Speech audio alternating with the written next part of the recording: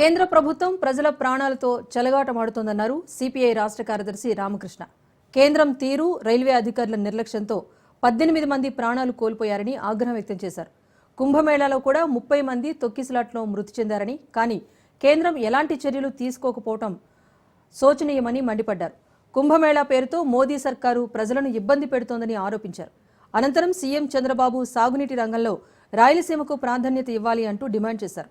36 సంవత్సరాలవుతున్న సీమలోని సాగునీటి ప్రాజెక్టులను పూర్తి చేయకపోవడం దారుణమన్నారు.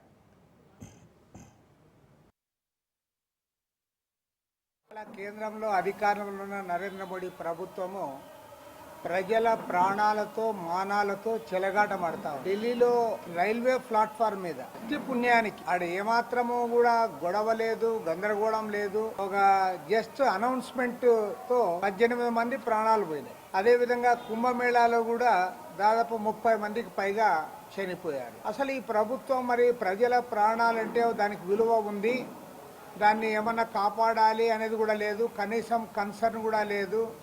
ఏదో ఒక సంతాప ప్రకటన చేయడము, దాన్ని గాలికి వదిలేస్తూ ఉన్నారు తప్ప ఇంత జరుగుతూ ఉంటే ప్రజలు 10ల సంఖ్యలో చనిపోతూ ఉంటే, అది కూడా ఉత్తి పుణ్యానికి చనిపోతూ ఉంటే అసలు ఏమాత్రం కూడా చర్యలు లేవు.